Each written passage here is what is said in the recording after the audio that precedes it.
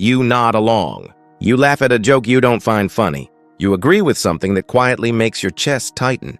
And later, when you're alone, you replay the moment. Why didn't I just say what I actually think? It's strange. These are your friends. You trust them.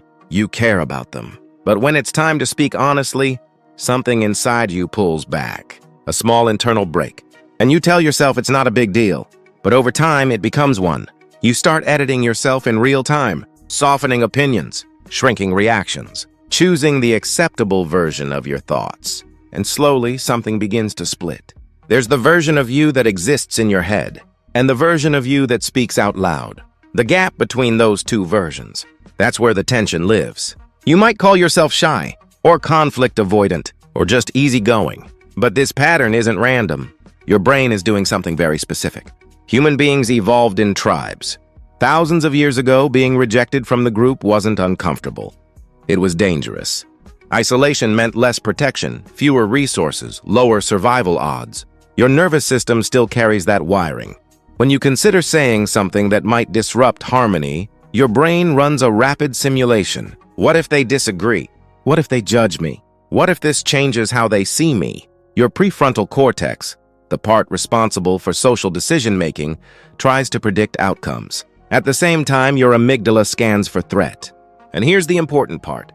Your brain doesn't distinguish well between physical danger and social rejection. To your nervous system, exclusion can feel like a survival threat, so it chooses the safer option, silence.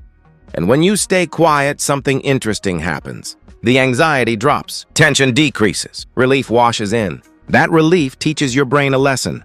Good choice, that kept us safe. This is called negative reinforcement. You remove discomfort by avoiding the risk, and your brain learns to repeat it. The more you silence yourself, the more automatic it becomes. Not because you're weak, because your brain is efficient. But there's another layer. Somewhere along the way, you probably learned that disagreement equals disconnection. Maybe you were dismissed as a child. Maybe expressing strong opinions led to conflict. Maybe being easy earned you approval. Your brain stored that pattern. It built a shortcut. Belonging, authenticity. And every time those two conflict, belonging wins.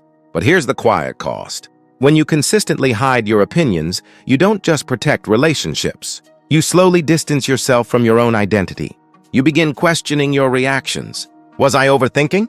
Maybe it doesn't matter. Maybe I'm just too sensitive. Over time, this self-doubt becomes part of your self-concept. You don't trust your internal compass, and that's exhausting. Because now you're not just managing conversations. You're managing yourself. The irony is this. The very thing you're trying to protect, connection, becomes thinner.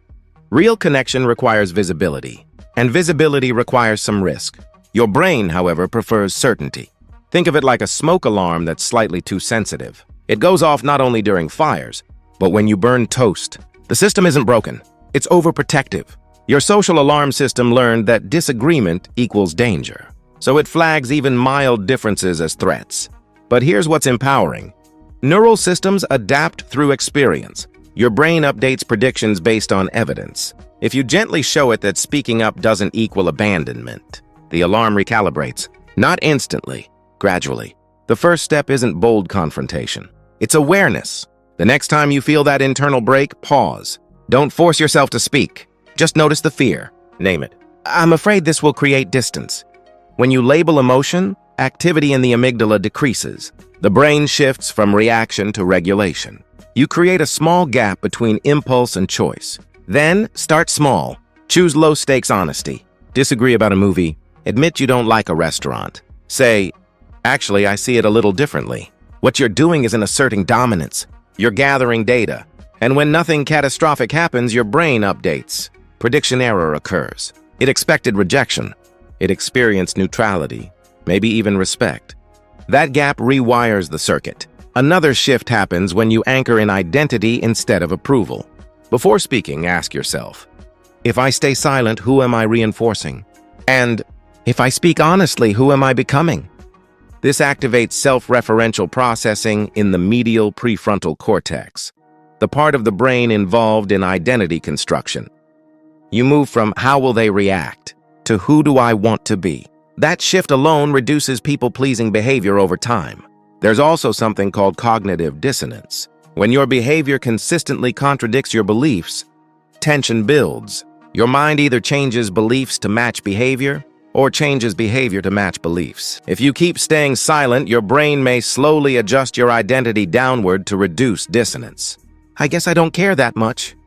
But if you act in alignment with your thoughts, even in small ways, your identity strengthens.